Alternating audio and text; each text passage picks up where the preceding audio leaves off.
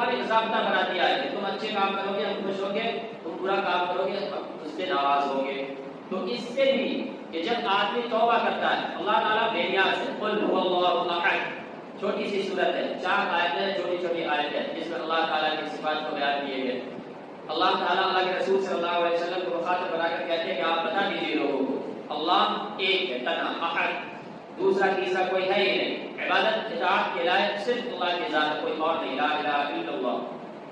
معبود صرف اللہ کی ذات، کوئی دوسرا نہیں۔ اللہ الصمد، اللہ بے نیاز ہے، صمد کے معنی بے نیاز، بے پرواہ۔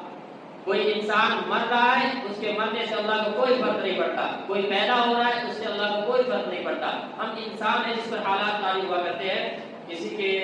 خوشی میں ہم خوش ہوتے ہیں، کسی کے مرنے پر ہمیں غم ہوتا ہے، اللہ ان چیزوں سے پاک۔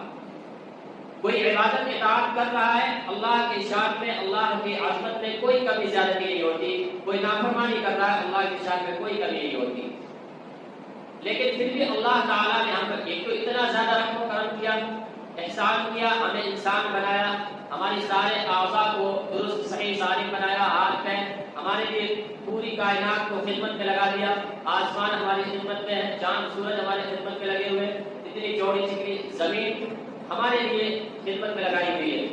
پیڑ پودے دریا سب انسانوں کی سب اللہ کے احسانات میں سے۔ اس کے باوجود بھی اللہ تعالیٰ نے کہا ہے ہماری اطاعت و فرما برداری کرو، اور جب تم اطاعت و فرما برداری کرو گے،